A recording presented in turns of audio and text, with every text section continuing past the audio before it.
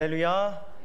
수요일에 오신 여러분을 주의로 환영합니다. 저는 여러분과 함께 시편 27편을 통하여서 내가 여호와께 바라는 한 가지 소원이라는 제목으로 하나님 말씀 증거하길 원합니다. 우리 옆 사람 인사합시다. 새해 복 많이 받으세요. 한 번 더 인사하실 때 성경적으로 합시다. 새해 팔복 많이 받으세요.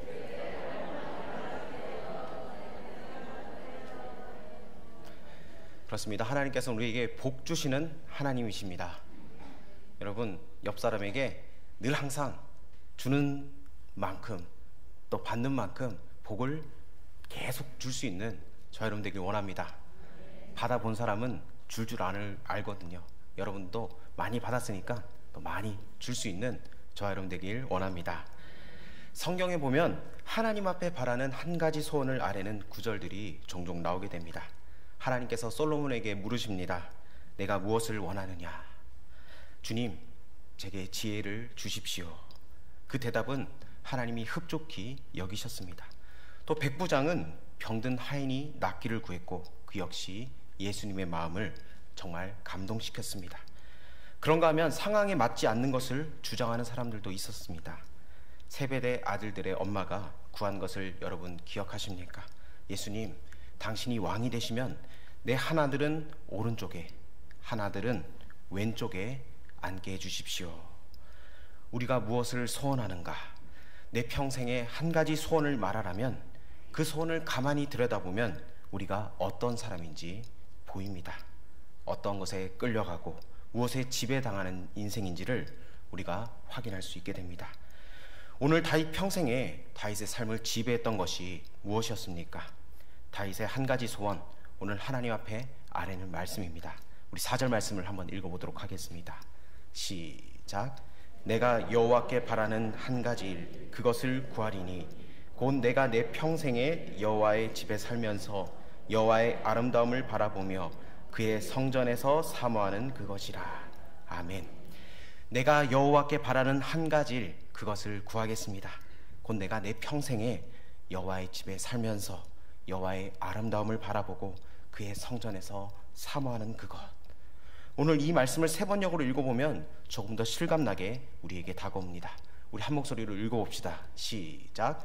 주님, 나에게 단 하나의 소원이 있습니다. 나는 오직 그 하나만 구하겠습니다. 그것은 한평생 주님의 집에 살면서 주님의 자비로 성전에서 주님과 의논하면서 살아가는 것입니다. 아멘. 한평생 주님의 집에서 살면서 주님과 의논하며 논의하면서 살겠습니다. 주님과 함께 대화하면서 주님의 마음을 물어보고 또 내 마음을 주님께 아뢰면서 진정한 예배자로 살아가겠습니다. 어떻게 주님 앞에 이런 친밀한 관계를 유지할 수 있었을까요? 내가 주님 앞에 한 가지를 구한다고 했는데 이 히브리어 어순을 보면 에하트, 이 단어가 바로 한 가지라는 단어입니다. 맨 앞줄에 나와 있습니다. 내가 주님 앞에 한 가지를 구하리니 한 가지를 꼭 이렇게 강조를 하고 있습니다. 그 한 가지가 무엇입니까? 내가 주님 앞에 주님의 성전에서 주의 아름다움을 바라보면서 예배하기를 원합니다. 다윗의 예배를 간절히 바라는 것, 평생의 그의 소원의 제목입니다. 그러나 지금 다윗의 상황을 보면 이렇게 하나님을 예배를 그리워하고 성전을 그리워할 상황이 아닙니다.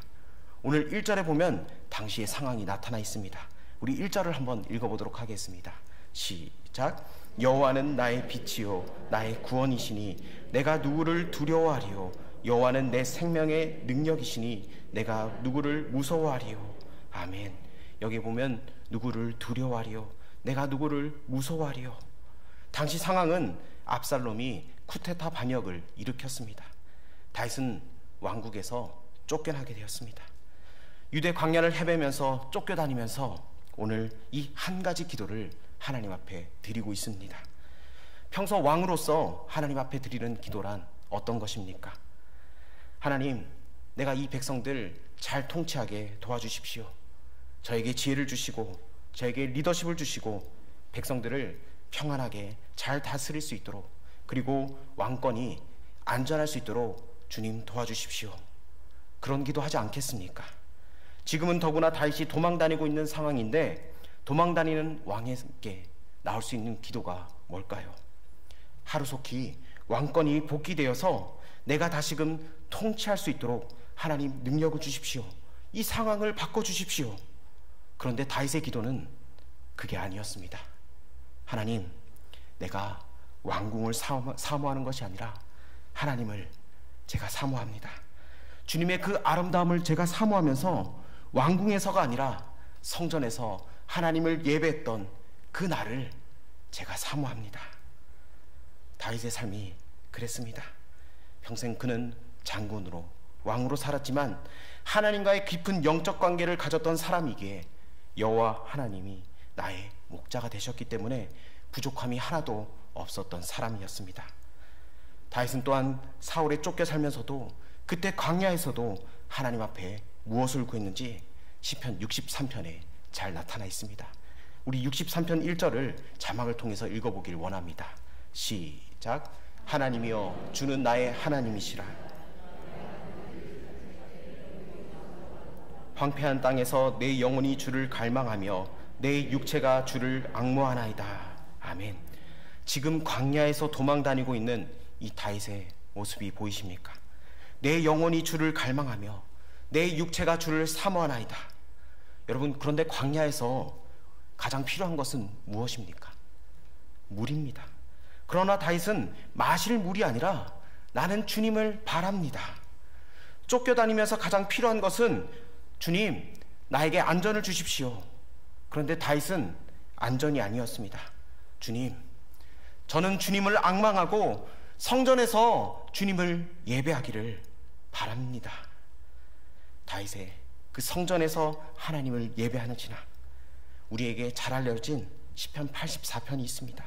이 시편 84편 10절에 이렇게 말씀합니다. 주의 궁정에서의 한 날이 다른 곳에서의 첫날보다 나은즉 악인의 장막에 사는 것보다 내 하나님의 성전 문지기로 있는 것이 좋사오니. 아멘. 주의 궁전에서의 한 날이 다른 곳에서의 첫날보다 나은즉 내가 비록 왕으로 왕궁에서 살아가고 있지만 그러나 주의 성전에서 한 날은 왕궁에서의 첫날보다 낫습니다. 내가 악인의 장막에 사는 것보다 내 하나님의 성전의 문지기로 있는 것이 저에게 더 좋습니다. 당시의 성전은 붉은 벽돌의 건물이 아니었습니다.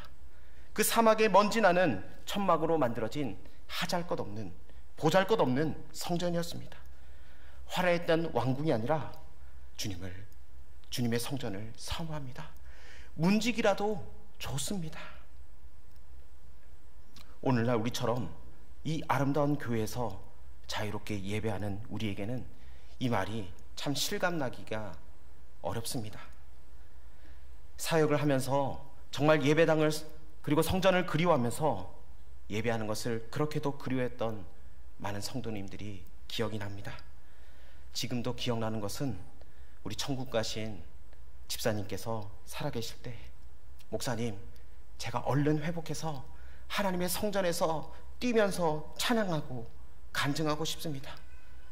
그리고 나중에 몸이 병약해졌을 때는 누워있을 때도 있는 힘껏 하나님을 찬양하며 예배했던 것이 생각이 납니다. 예배를 사모하고 주님을 사모했기 때문에 간절한 마음으로 주님을 바랐던 많은 성도님들이 기억이 납니다. 지금 또 병약한 모습을 가지고 가정에서 예배하지만 할 수만 있다면 교회에 나와서 부축을 받으면서 지팡이를 짚고 하나님 앞에 예배하는 사람, 그들에게는 이 다윗의 말이 그냥 들리지 않을 겁니다. 주님, 제가 하나님을 향해서 갈급합니다. 목마른 사슴이 시냇물을 갈급하는 것처럼 저는 이 광야 땅에서 왕궁이 아니라 하나님을 갈급합니다. 왜 이렇게까지 하나님을 갈망할까요? 왜 이렇게까지 성전에서 예배하는 것을 갈망하고 있을까요? 어떤 목사님이 해외에서 집회에서 성회를 인도했습니다. 거기는 특별하게 중국 젊은이들이 많이 모여 있었습니다. 그 중에 한 젊은이가 자신의 할아버지의 간증을 들려줬습니다. 중국이 공산화되고 난 다음에 많은 기독교 지도자들을 감옥에 잡혀 들어왔습니다. 50명의 목회자들이 잡혀 들어갔는데 한 번이라도 예수님을 부인하면 다 석방을 시킵니다. 49명이 수십 년 동안 있다가 한 사람 한 사람 다 감옥에서 순교를 당했습니다. 자신의 할아버지가 29년 동안 감옥살이를 하다가 돌아가시기 직전에 석방을 당했습니다. 그분이 나오셔서 하는 말씀이 이렇습니다. 감옥에서 내가 모든 것을 다 견딜 수 있었는데, 예배도 혼자서 드릴 수 있지만, 그러나 성전에 가서 함께 예배하는 그 공동체 예배가 너무 그리워서 공동체 예배를 너무나 사모했다는 겁니다. 구원은 하나님의 은혜로 한 사람 한 사람의 믿음으로 받습니다. 그러나 예배라는 것은 우리 주 예수 그리스도를 머리로 하고 주님의 몸된 우리 모두가 함께 드리는 게 공동체 예배입니다.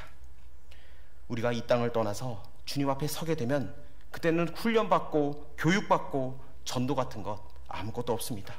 필요가 없습니다. 그러나 그때도 있는 것이 하나님을 예배하는 것과 교제하는 것입니다. 그래서 우리 주일에 매 순간 해야 될 일이 무엇입니까? 하나님을 바르게 예배하고 온 성도들이 함께 거룩한 교제를 하는 것, 이것이 바로 천국의 모형으로 보여지는 것이 이 시대의 교회고, 교회가 주일날 해야 될 중심되는 일이 바로 예배하는 일과 교제하는 것입니다.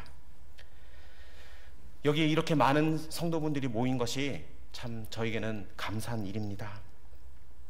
댁에서 온라인으로 예배하거나 또 현장에서 예배하는 것, 우리 하나님이 그 예배 다 받으십니다.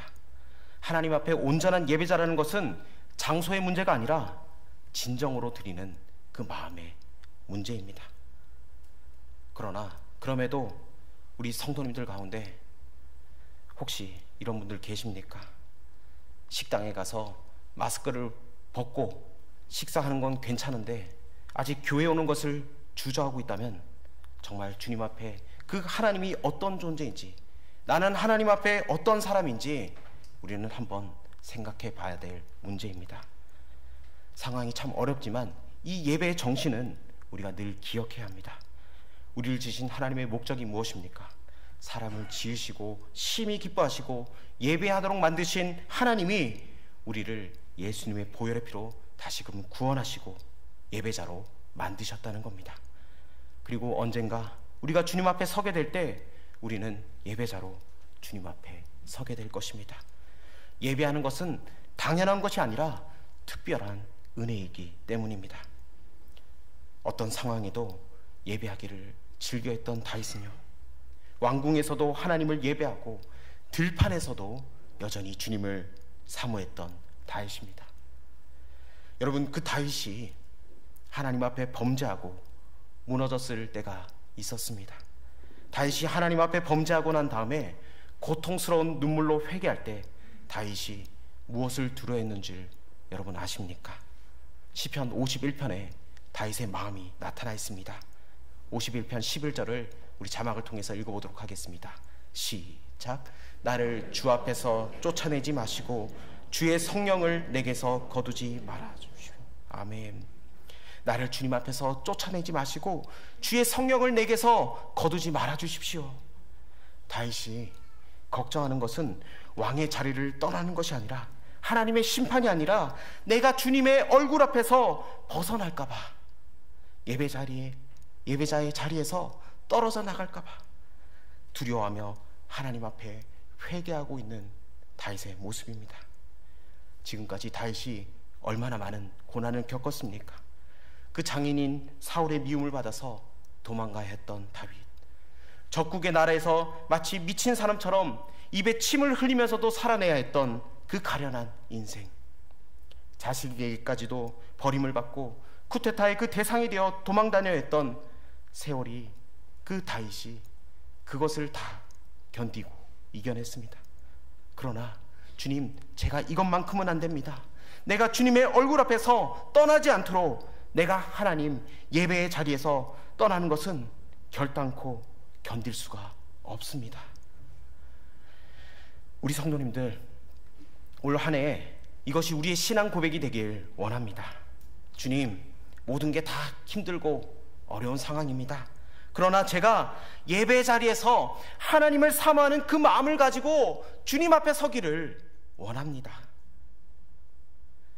천국 같은 생활을 했던 초대교회, 정말 하나님을 만나고 사모하게 되면 가장 먼저 확인하게 되는 것이 바로 예배자의 삶입니다. 초대교회의 삶은 여러분 기억하십니까? 그들에게는 예배하는 일이 때로는 잡혀서 가서 고난당하고 순교당하고 어려운 일이었습니다. 그러나 초대교회의 모습은 매일 하나님 앞에 예배했던 사람들입니다.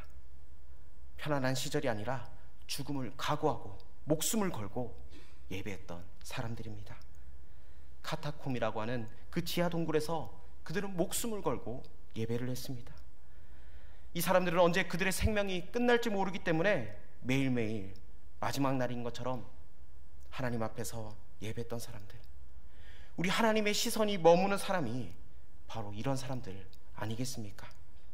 똑같이 예배하지만 마치 오늘이 마지막 예배인 것처럼 여기고 하나님 앞에 간절한 마음으로 예배하는 사람들, 이런 사람들을 우리 하나님께서 지금 바라보고 계신다는 겁니다. 예수님께서 이런 사람을 보고 얼마나 좋아하지 않겠습니까? 주님을 사모하는 사람들. 주일부터 어제까지 청년부 동계수련회를 다녀왔습니다.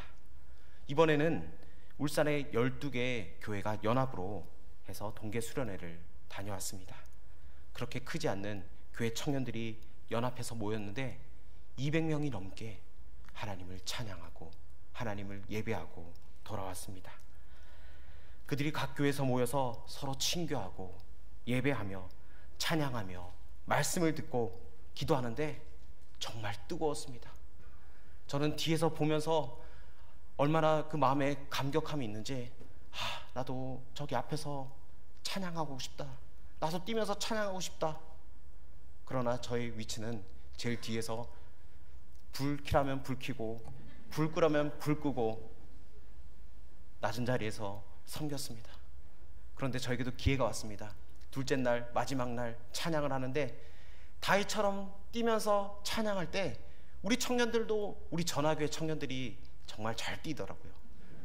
그래서 저도 같이 뛰었습니다. 뛰고 나서 다음날 되니까 허벅지가 땡기더라고요. 여러분, 평소 때 뛰어야 되는 겁니다. 하나님을 찬양하고. 여러분, 박수 칠 때도 건성건성으로 치는 게 아니라 우리 권사님들 박수 있잖아요. 은혜가 풍성한 그 박수, 여러분, 하나님께서 그 마음을 바라보신다는 겁니다. 그래서 그 은혜, 감격의 수련회를 마치고 돌아왔습니다.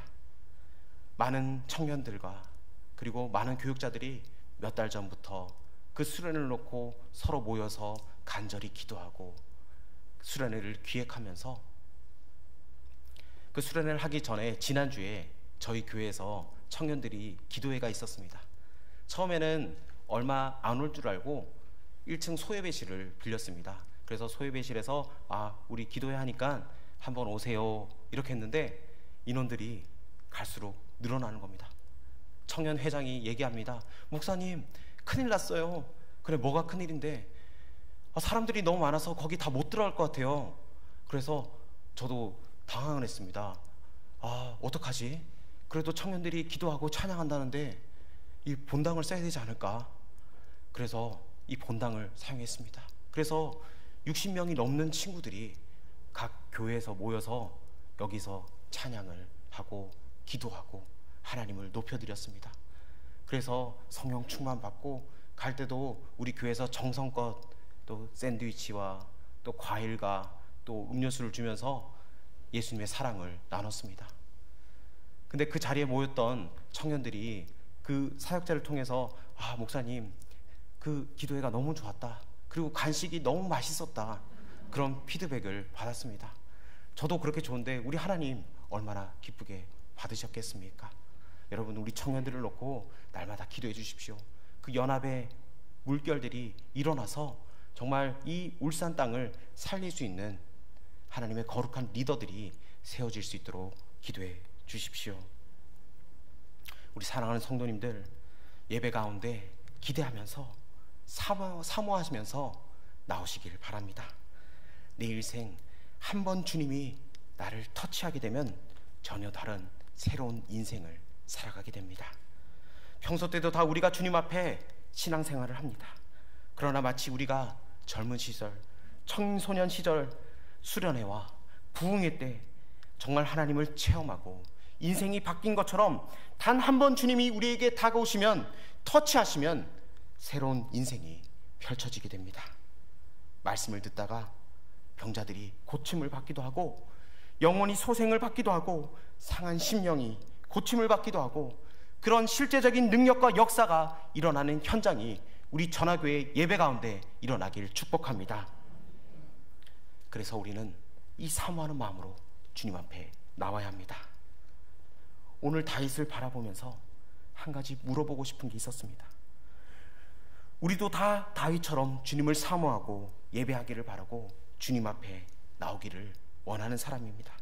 그런데 어떻게 왕궁에서뿐만 아니라 저 들판에서 쫓겨다니면서 주님을 그렇게 사모할 수 있었는가? 다윗은 그 비결을 오늘 보석 같은 말 한마디로 표현을 하고 있습니다. 우리 4절 말씀을 다시 한 번 더 읽어보도록 하겠습니다. 시작.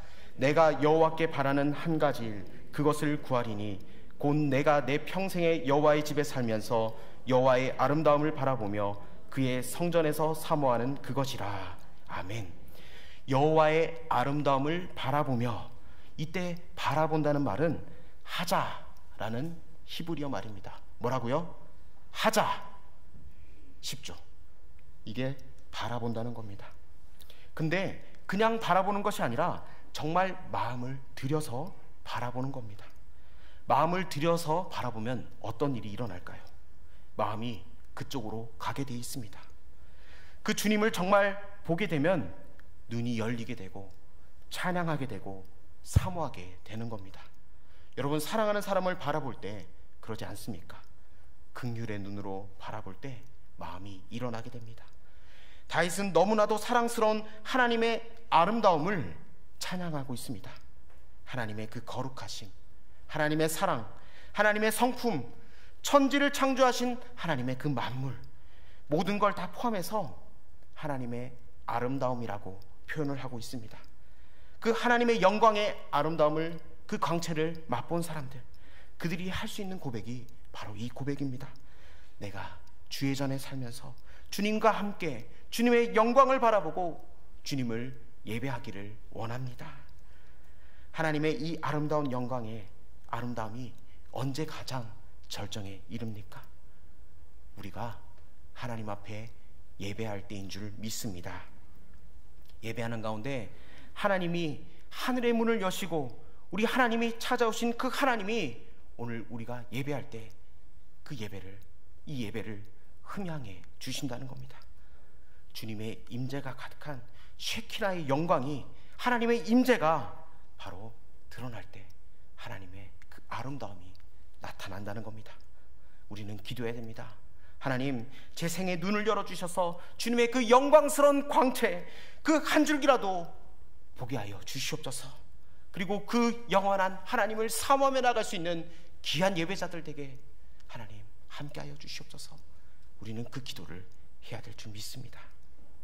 오늘 다윗이 그것을 보고 평생 그렇게 살아낸 겁니다. 하나님의 아름다움을 볼수록 높아져가고 그 영광스러운 생각을 할수록 깊이가 더해간다는 겁니다. 그 하나님의 영광을 본 사람에게는 세상 사는 사람들이 느낄 수 없는 희열이 넘친다는 겁니다. 사람이 감당할 수 없는 사랑이 넘치게 되고 기쁨의 노래가 우리 가운데 터져 나오게 된다는 겁니다.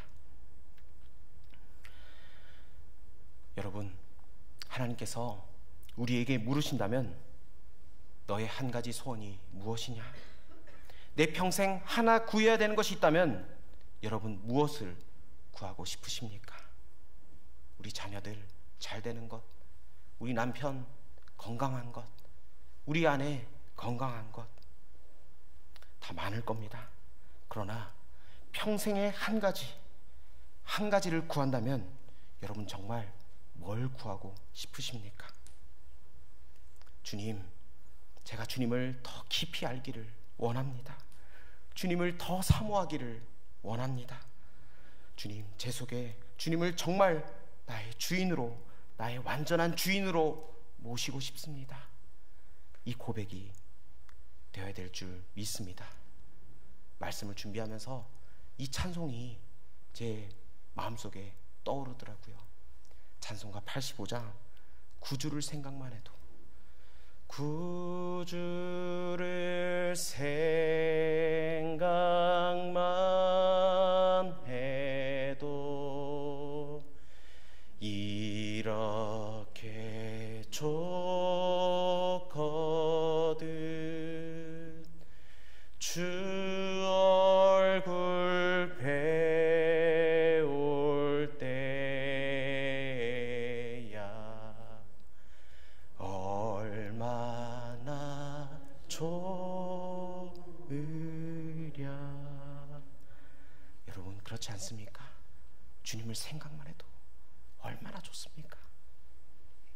주의 얼굴 배울 때 얼마나 더 좋지 않겠습니까? 그런데 4절 가사가 더 마음에 와닿았습니다.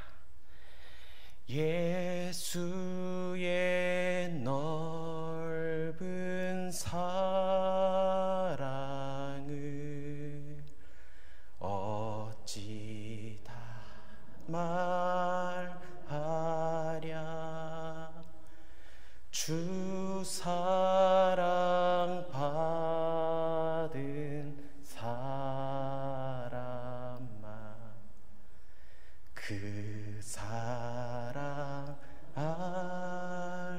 알도다. 아멘.